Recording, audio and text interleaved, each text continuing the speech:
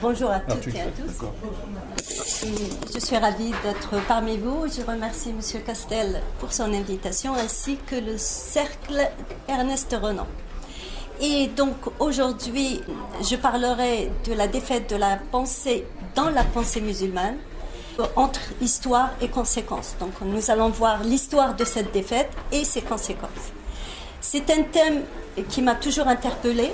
Donc j'ai beaucoup travaillé sur ce thème de la pensée, l'état de la pensée dans la pensée des musulmans et dans la pensée musulmane. Et j'ai écrit en 2011 un livre que j'ai intitulé « Le blocage de la raison dans la pensée musulmane ». Je l'ai écrit en langue arabe. Et j'ai écrit également un autre livre que j'ai consacré à la pensée dans la pensée musulmane, son état. Et dans ce livre, j'ai parlé de la défaite de la pensée dans la pensée musulmane. Et c'est le thème que nous allons aborder aujourd'hui. Donc, je commence mon intervention par la définition de la pensée musulmane. Et c'est ma propre définition que je vais vous donner, car je n'aurai pas le temps d'aborder les autres définitions.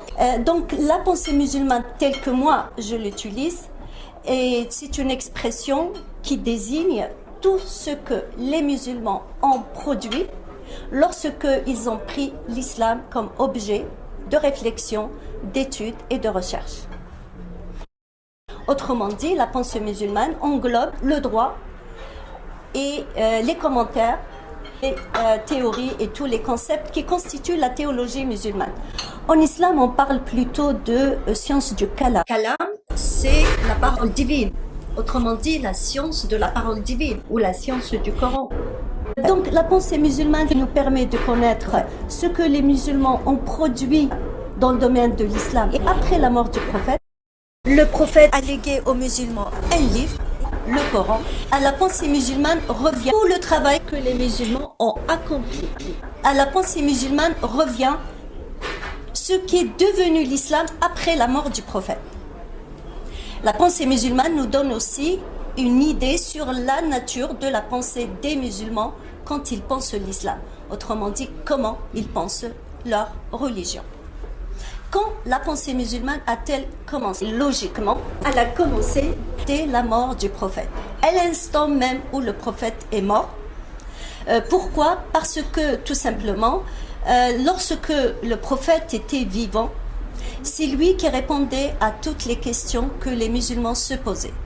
Donc, directement, ils soumettaient leurs questions au prophète et c'est lui qui répondait, soit sous forme de versets coraniques, soit sous forme de ce qu'on appelle hadith. Le hadith, c'est la parole du prophète. Pour eux, c'était à Dieu de répondre à leurs questions.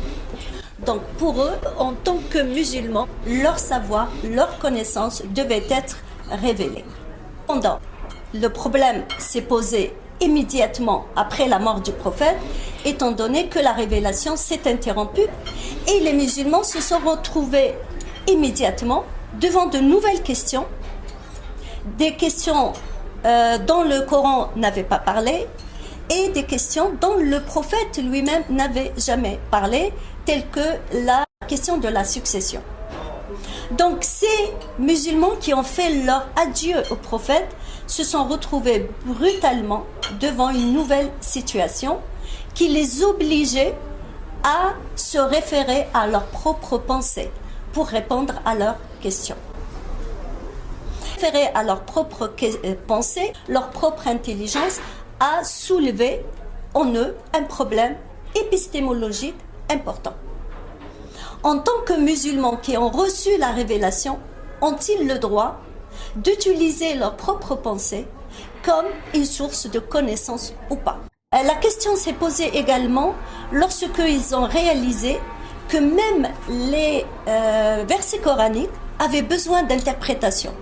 C'est-à-dire même une question qui avait une réponse dans les textes coraniques, cela ne suffisait pas, il fallait aussi interpréter. Or, le travail de l'interprétation est un travail de la pensée humaine. Donc la question s'est posée à ce moment-là également, les musulmans pouvaient-ils ou avaient-ils le droit d'utiliser leur propre pensée humaine pour comprendre le message révélé? La pensée humaine avait-elle le droit d'intervenir dans le sens des textes révélés ou pas.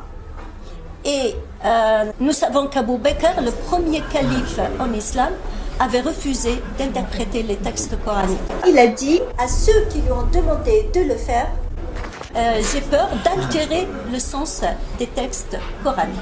Le fils du premier calife Omeyyade, il s'appelle Yazid. Yazid, il y a une citation qu'on lui attribue qui dit « Ceux qui ne veulent pas interpréter les textes coraniques sont comme un peuple qui a reçu un livre de leur maître la nuit et qui n'ont pas de lampe pour le lire. » Pour dire qu'il fallait interpréter. Donc personnellement, j'ai parlé beaucoup de ce problème de l'interprétation et comment il s'est posé dès les premiers instants. Et en tout cas, les détails que nous avons nous disent qu'ils ont décidé que l'interprétation était nécessaire de toute manière.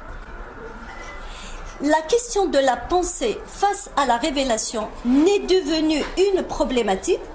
Autrement dit, elle n'a réellement divisé les musulmans que vers le 8e siècle. Donc là, j'ai parlé de la période, le moment de la mort du prophète, jusqu'au 8e siècle.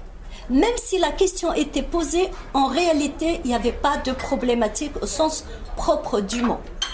On parle de problématique quand il y a deux positions antagonistes qui ont toutes les deux, chacune a ses arguments, même si chacune, on peut aussi la critiquer. Donc la question de la pensée face à la révélation comme source de connaissance n'est devenue une problématique qu'au 8e siècle. Pourquoi le 8e siècle? Parce qu'au 8e siècle, un certain monsieur qui s'appelle Abu Hanifa,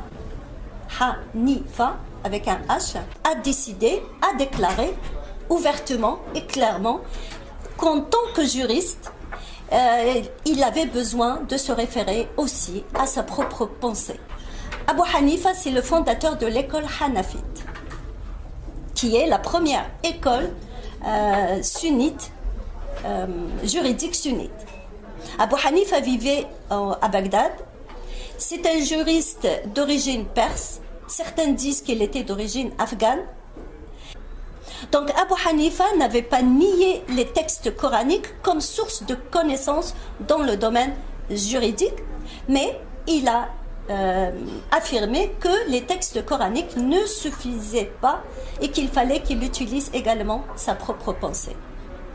Son école s'appelle, dans la pensée musulmane en islam, l'école de l'opinion. Donc c'est une école qui existe et qui porte le nom de l'école de l'opinion. Car Abu Hanifa a dit « J'ai le droit d'utiliser ma propre opinion ». Ma propre opinion, donc ma propre pensée, ma propre intelligence, comme source de connaissance, comme seconde source de connaissance dans le domaine juridique. Donc pour Abu Hanifa, la connaissance dans le domaine juridique est révélée, mais pas seulement. Elle doit être également construite et c'est à la pensée que doit revenir cette tâche de construire également la connaissance dans le domaine juridique. Abu Hanifa, donc je viens de le dire, son école s'appelle l'école de l'opinion ou l'école de l'Irak. Elle est connue aussi comme ça dans la pensée musulmane. Abu Hanifa sa position a suscité la réaction de Malik ibn Anas. Ibn Anas, c'est le fondateur de l'école malikite, la deuxième école juridique en islam. Malik ibn Anas a reproché à Abu Hanifa de vouloir utiliser sa propre pensée, qui est la pensée humaine, dans le domaine juridique. Il a déclaré que les musulmans avaient reçu la parole divine. Ils devaient donc se référer dans le domaine juridique à la révélation. Ainsi pour lui, pour les musulmans, la source de la connaissance était la révélation. Autrement dit, les règles juridiques qui organisent les sociétés musulmanes devaient être uniquement de source divine. La connaissance est donc pour Malik ibn Anas transmise et ainsi elle doit être, la connaissance pour Malik ibn Anas est révélée et ainsi elle doit être transmise. Pour Malik ibn Anas, si le musulman ou le juriste musulman ne trouve pas de réponse à ces questions dans les textes coraniques, il doit se référer au hadith du prophète. Il reproche à Abu Hanifa de ne pas utiliser assez les hadiths du prophète.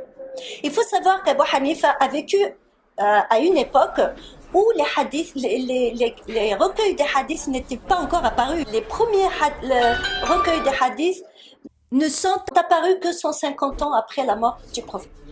Sachant qu'Ibn Hanifa vivait en Irak, loin de Médine, où le prophète avait vécu, Malik ibn Anas lui a donc reproché de ne pas connaître les hadiths du prophète, ce qui l'avait, selon lui, obligé à ressentir le besoin de se référer à sa propre pensée, sa propre opinion dans le domaine juridique. L'école malikite s'appelle également l'école du hadith, par opposition à celle d'Abu Hanifa qui s'appelle l'école de l'opinion. C'est ainsi que ces deux écoles sont connues dans la pensée musulmane. Elles sont également connues, comme nous l'avons dit, par l'école de l'Irak et l'école de Médine. Pour Malik, si le juriste ne trouve pas de réponse dans les hadiths, il doit se référer aux traditions des compagnons du prophète. Ils sont pour lui la troisième source juridique en islam. Il ajoute que si le juriste ne trouve pas de réponse dans les traditions des compagnons du prophète, il doit se référer aux traditions des gens de Médine ou des habitants de Médine. Malik explique sa position telle qu'elle nous a été rapportée par l'historien et sociologue Ibn Khaldoun.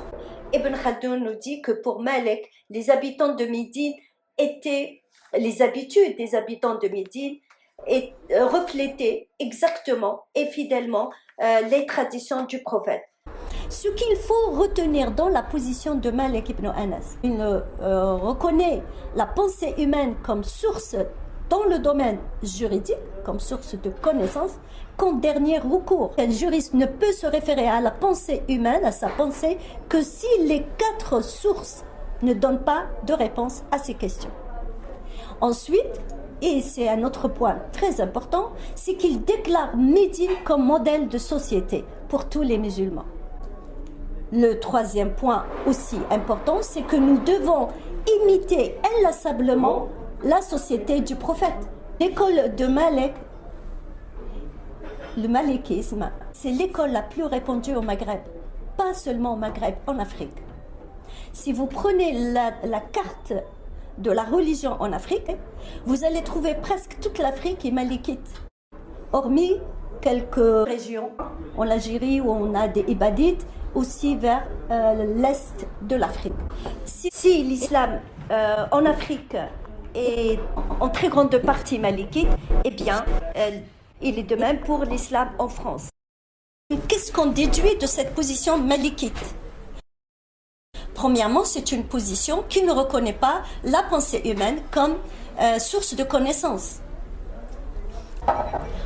En tous les cas, le malikisme est celui qui a jeté les bases du traditionnalisme et du salafisme dans la pensée musulmane. Et moi, oui. Dans votre démonstration, en définitive, vous nous expliquez qu'il n'y a pas une pensée musulmane, mais qu'il y en a des quantités.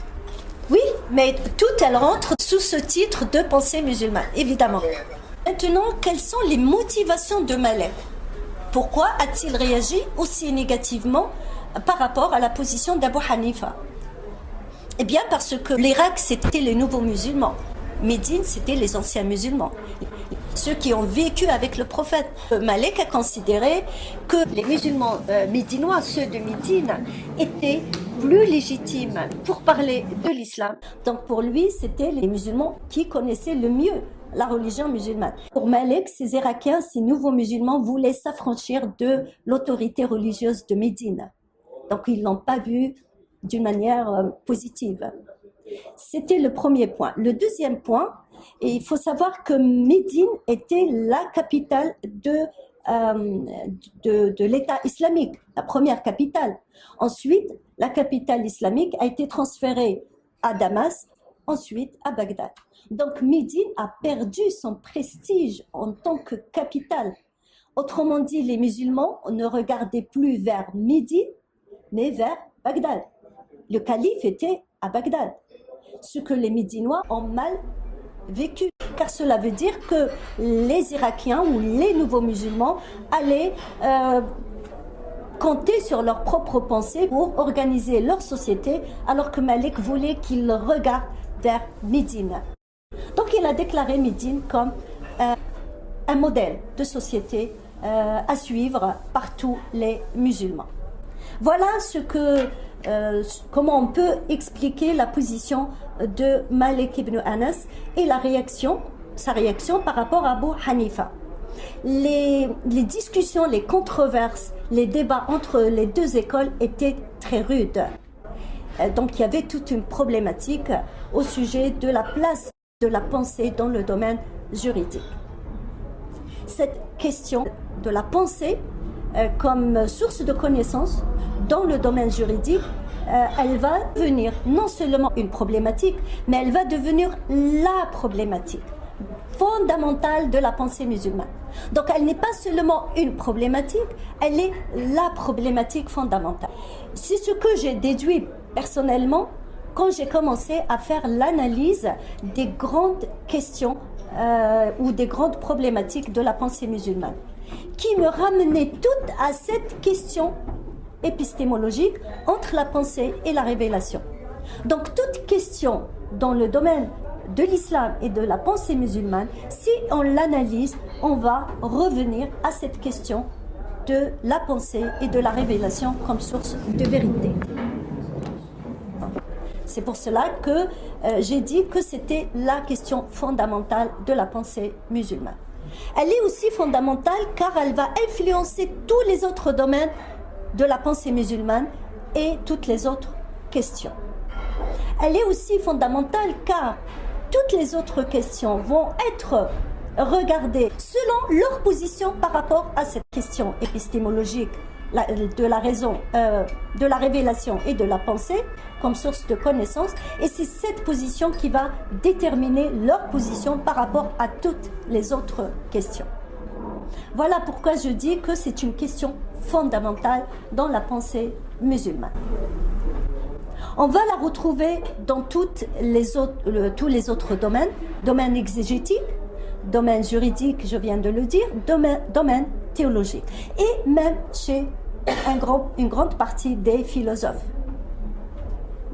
Donc c'est la question fondamentale de la pensée musulmane.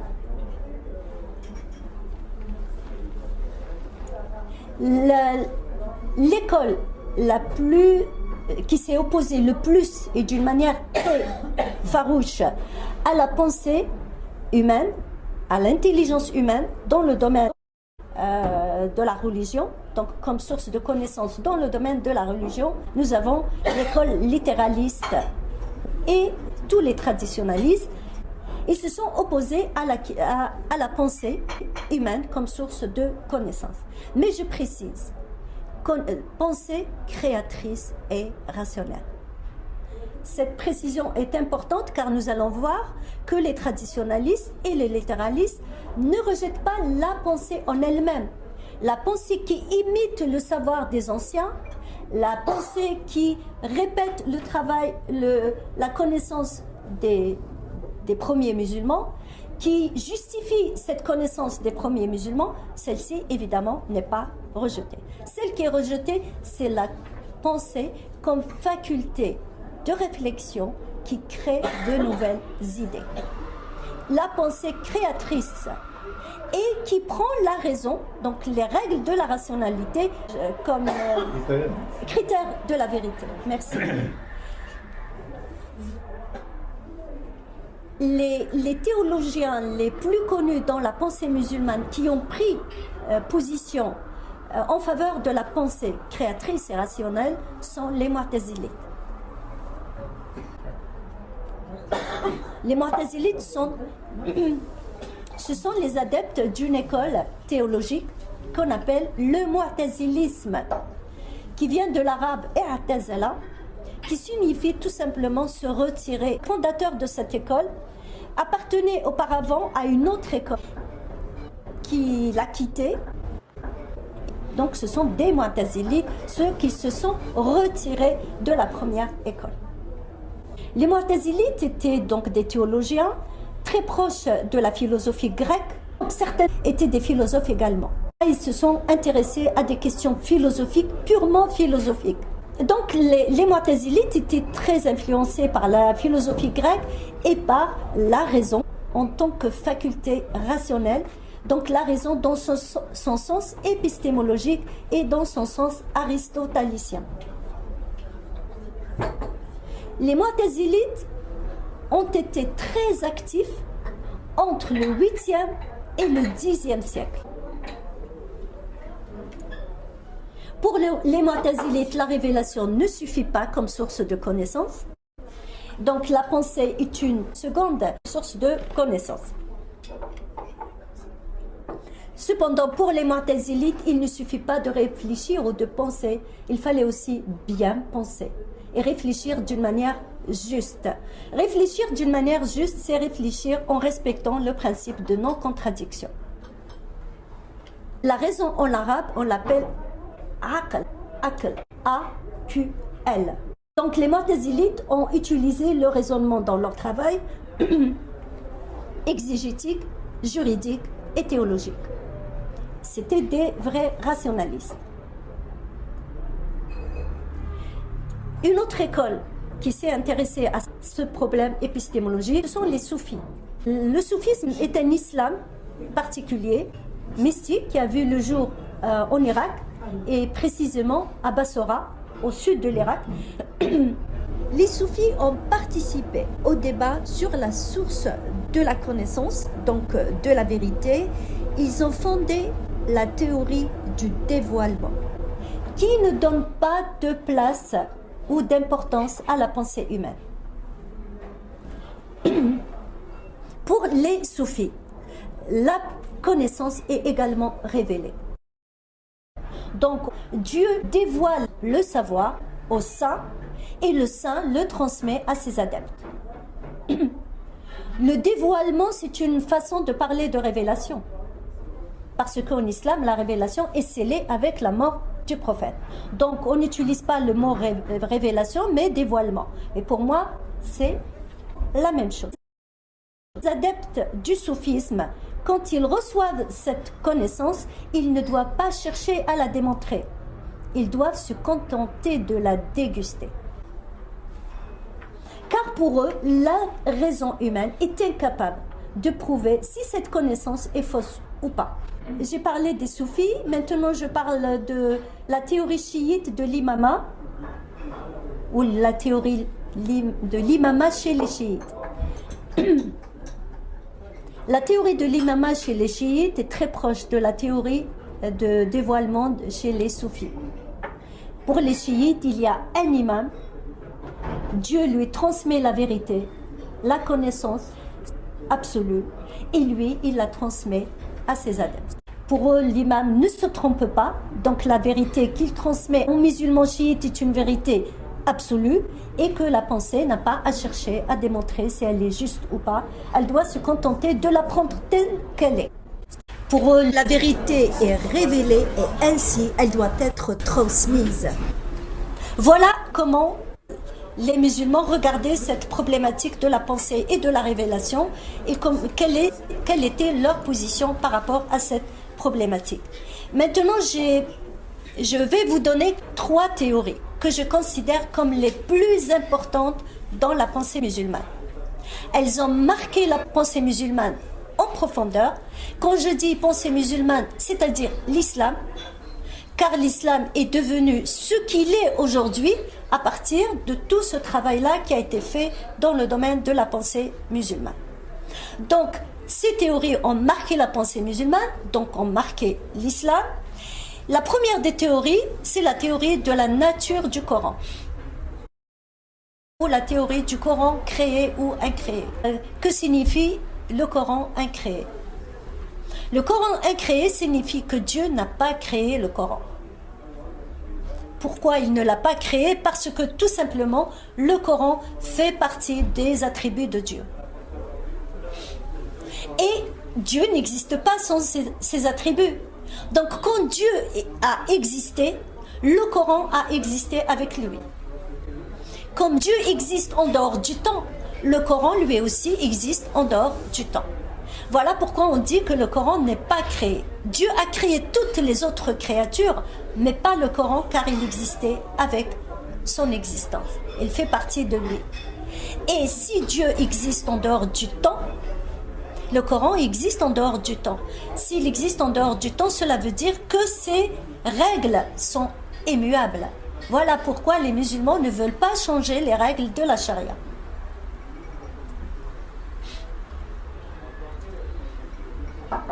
Les règles de la charia donc sont immuables, intemporelles, car elles existent en dehors du temps. Et les musulmans doivent toujours se référer à ces règles juridiques qui existent dans le Coran et qui ne doivent pas changer. C'est l'objectif de la théorie du Coran incréé. La théorie du Coran incréé n'existe pas dans le Coran. Il n'y a rien dans le Coran qui dit que le Coran est incréé, même si les adeptes de cette théorie ont essayé d'utiliser certains versets que j'ai démontré dans mon ouvrage, pourquoi même avec ces versets, cette théorie n'est pas convaincante sur le plan des textes coraniques. Donc, c'est une théorie qui n'existe pas dans le Coran et qui a été mise en place vers le 8e, 9e siècle. Donc, elle n'existait pas non plus au début. On l'a tissée pour être un argument aux conservateurs dans leur rapport à la religion. Dans l'objectif, c'est de dire aux musulmans, on ne change rien des textes et des règles de la charia. Donc elle a été tissée pour être un obstacle devant l'utilisation de la pensée humaine dans le domaine juridique notamment.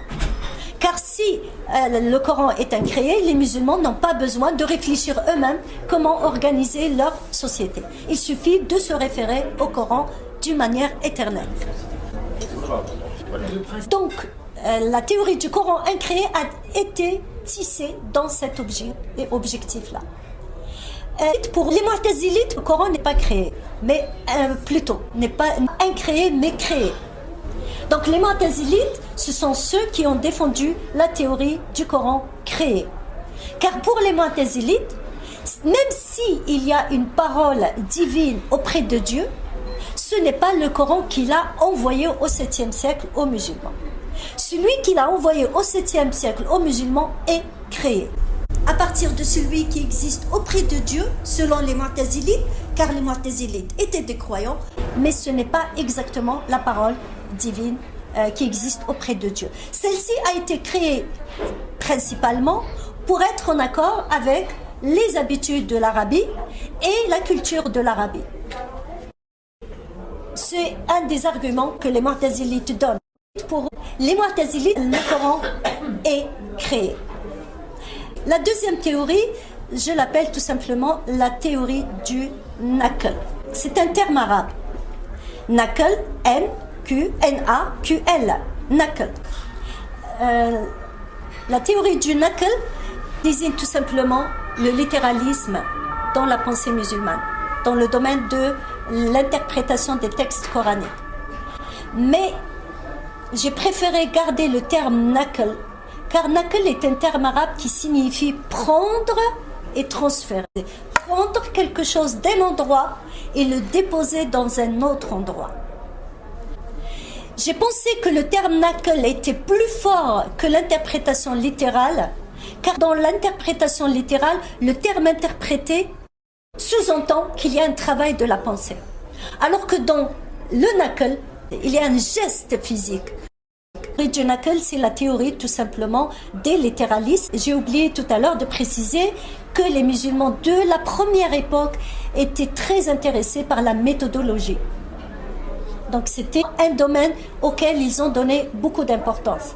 Et dans le domaine de l'interprétation des textes coraniques, ils ont décidé tout simplement que la meilleure manière d'interpréter les textes coraniques, c'est le naql. Pour eux, avec le naql, le commentateur ne peut pas s'introduire avec sa pensée, avec sa subjectivité dans le sens du texte. Le naql pour eux permet de préserver la pureté du texte, d'arriver à un commentaire qui nous donne exactement le sens du texte coranique, au point de parler d'équivalence totale entre le commentaire et le texte coranique. De sorte que le texte coranique soit le commentaire et le commentaire soit le texte coranique. Et on arrive donc à un commentaire qui est totalement objectif, étant donné qu'il prend le sens tel qu'il le voit à travers les mots. Car le critère de vérité chez les littéralistes, ce ne sont pas les règles de la rationalité, mais le sens apparent des textes. Si vous avez un commentaire qui qui respecte le sens apparent des textes, votre commentaire est juste. Si votre commentaire ne respecte pas le sens apparent des textes, il n'est pas juste. Donc le sens apparent du texte est le critère de vérité. Les Mu'tazilites, évidemment, n'ont pas utilisé le naql, hormis dans certains cas particuliers. Bien au contraire, ils ont utilisé ce qu'on appelle en arabe le ta'wil, autrement dit l'interprétation. Et l'interprétation même profonde, c'est une interprétation qui va chercher le sens des textes dans les profondeurs des mots. Pour chercher le sens des textes dans les profondeurs des mots, cela revient à dire que la pensée humaine a un rôle à jouer dans le domaine de l'interprétation, ce que les littéralistes rejettent. Ibn Hanbal a également utilisé un principe très connu dans la pensée musulmane. Naql et non aql. En arabe, al-naql wa laysa al-aql. Naql, je viens de vous dire ce que signifie naql, et non aql, aql c'est la raison. Donc, comme musulmans qui respectons la révélation et la parole divine et qui ne voulons pas l'altérer, on se contente du naql et on n'utilise pas le aql. On n'utilise pas la raison. Mais le terme naql, on peut le comprendre dans les deux sens, raison ou pensée. Mais plutôt une pensée rationnelle, une pensée qui crée de nouvelles idées. Donc ce principe a marqué profondément la pensée musulmane et la pensée des musulmans. Toute innovation est un égarement, naql et non aql. Le troisième principe, la religion est une question de cœur et non de raison. Tous ces principes ont été mis en place vers le 9e siècle. Ils ont commencé à se mettre en place et à influencer peu à peu la pensée musulmane et la pensée des musulmans. Les politiques se sont mêlés de la pensée musulmane, donc on ne lui a pas laissé la liberté de progresser naturellement. Elle aurait peut-être progressé différemment. Parmi les califes qui se sont mêlés, il y avait Al-Ma'moun, qui était un adepte du mu'tazilisme. Al-Mutawakkil arrive, il fait le contraire. Il a considéré que la théorie du Coran incréé était la théorie de l'État. Ainsi, pour lui, ceux qui croyaient à la théorie du Coran créé étaient des opposants politiques. Il les considérait comme des opposants politiques. Il a donc fermé toutes les écoles de philosophie. Il a persécuté les philosophes et tous ceux qui revendiquaient la pensée et la raison comme source de connaissance. Donc les règles de la rationalité comme critère de vérité, autrement dit comme critère qui distingue le vrai du faux. C'est l'école donc qui a considéré la vérité comme révélée et ainsi elle doit être transmise, qui a fini par s'imposer, et cela vers le XIIIe siècle. Ainsi, la pensée musulmane a connu entre le 8e et le 10e siècle une effervescence intellectuelle très importante. Il y avait une grande richesse théologique et beaucoup de questions ont été posées dans le domaine de la religion, de la théologie et même de la philosophie. Et la riposte des conservateurs a commencé très tôt dans la pensée musulmane. Elle a commencé vers le 9e siècle à se faire sentir. Une critique très virulente de la philosophie et de la théologie a été menée par les conservateurs et par les religieux, et qui ont considéré ces deux domaines de la réflexion, la théologie et la philosophie, comme néfastes et dangereux pour la croyance des populations. Ainsi, ils ont accusé ces théologiens et ces philosophes d'avoir égaré les populations musulmanes, semé le doute dans leur cœur, et qu'il fallait donc mettre fin à tout cela. La défaite de la pensée rationnelle et créatrice a engendré le déclin de la civilisation musulmane.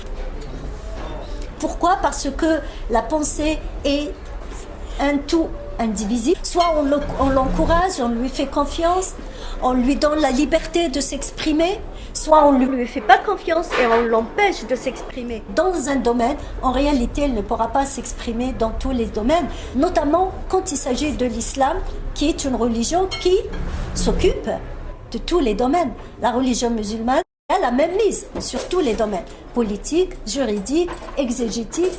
Pour moi, en tout cas, le déclin de la civilisation musulmane est la conséquence de la défaite de la pensée créatrice et rationnelle dans la pensée musulmane. J'ai été à l'école en Algérie, on a beaucoup étudié la civilisation musulmane et son déclin, mais on l'a toujours expliqué à l'époque et à l'école par des invasions extérieures, des problèmes politiques. On ne l'a jamais expliqué, à l'école en tout cas, par les problèmes de la pensée musulmane et la défaite de la pensée dans la pensée musulmane. C'est pour cela, dans mon livre, j'ai précisé que le déclin de la civilisation musulmane n'est pas dû à des problèmes politiques, extérieurs ou intérieurs, mais plutôt à la défaite de la pensée créatrice et rationnelle.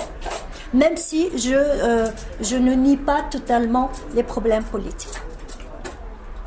La question, mais avant d'arriver à la question, j'ai un autre élément que j'ai failli oublier.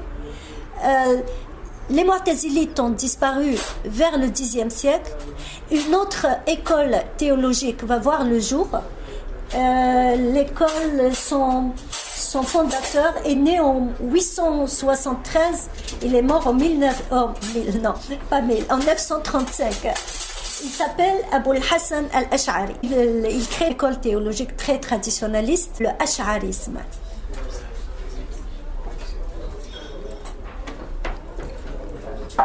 Le ash'arisme va remplacer les mu'tazilismes et toutes les autres écoles dans l'islam sunnite. C'est l'école théologique qui considère que le Coran est incréé, que dans l'islam on ne réfléchit pas.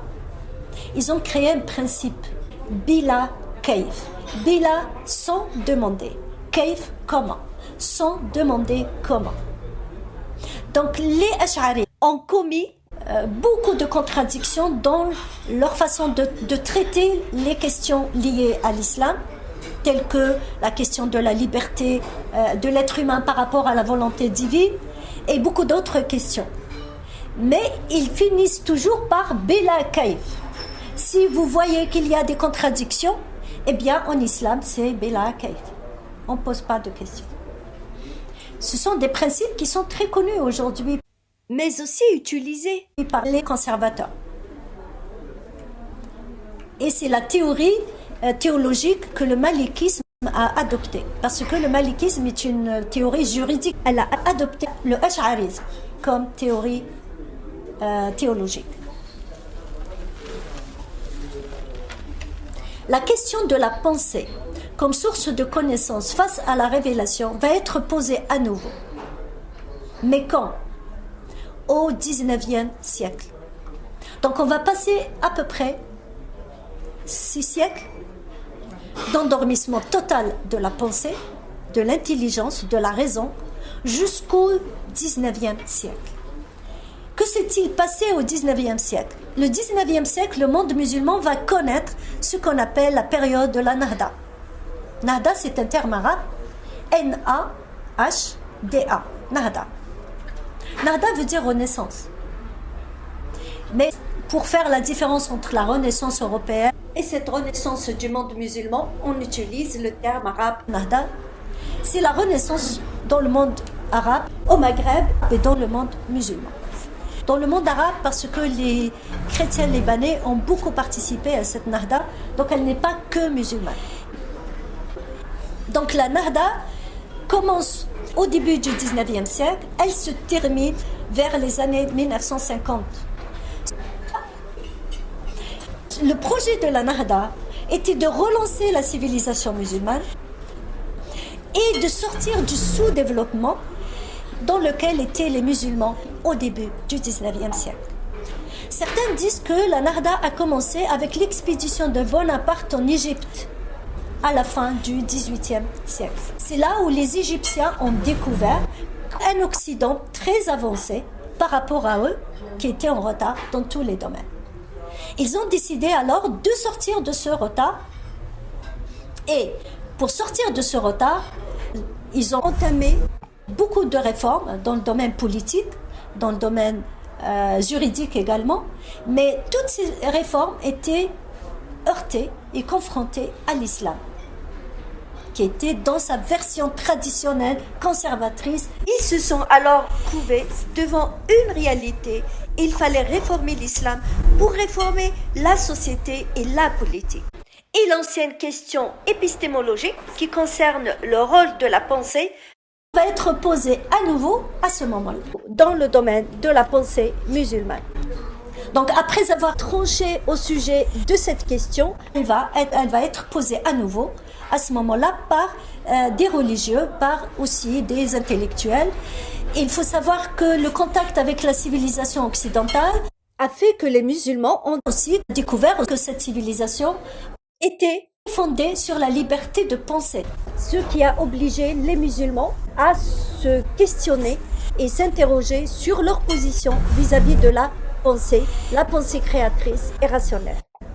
Certains ont donc appelé à libérer la pensée dans le monde musulman pour sortir de ce retard. Au début au 19e siècle jusqu'à la moitié du 20e siècle, il y avait une fascination pour la civilisation occidentale dans le monde musulman.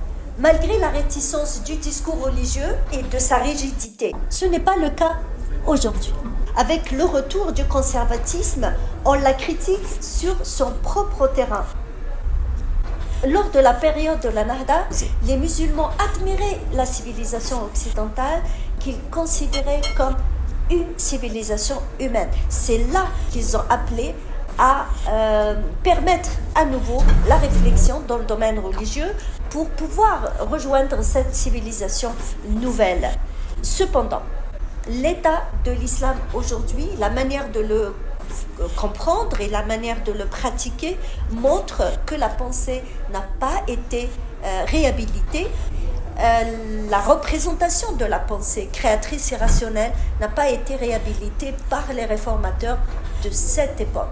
C'est ce que j'ai constaté personnellement de mes recherches, étant donné que ces réformateurs qui appelaient à libérer la pensée rappelaient constamment les limites de son utilisation en utilisant des termes avec lesquels ils terminaient leur discours, sauf que à condition que la pensée ne touche pas à ceci ou à cela, à tel domaine ou à tel domaine. Et je parle ici évidemment de ceux qui ont défendu la pensée et la raison face à la révélation. Ceux qu'ils voulaient mettre à l'abri de la réflexion sont les règles qu'ils considéraient comme immuables et les versets qu'ils appelaient les versets explicites. Or, ce sont ceux qui posent problème. Donc en réalité, on veut ouvrir les portes de la réflexion, mais on ne les ouvre pas finalement. Ces zones que les réformateurs musulmans ont considérées comme interdites à la pensée ce sont celles qui n'ont pas permis à la pensée finalement de se libérer. Et qui n'ont pas permis aussi à l'islam de se réformer. On n'a pas réformé l'islam. On n'a pas pu le réformer malgré les tentatives. De cet exposé, nous pouvons déduire que la défaite de la pensée dans la pensée musulmane se poursuit. Il s'agit évidemment de la pensée créatrice et rationnelle, car comme nous l'avons dit, la pensée imitative du savoir des anciens, la pensée magique, celles-ci ne sont pas concernées par le blocage, par ce blocage. Au contraire, elles ont connu et elles connaissent une prospérité. Les conséquences de ce blocage hier n'a pas concerné uniquement la religion, il s'est répercuté sur les autres domaines du savoir. Aujourd'hui, nous constatons également que ce blocage de la raison se répercute sur les autres domaines. Voilà ce que j'ai à vous dire. Merci pour votre attention.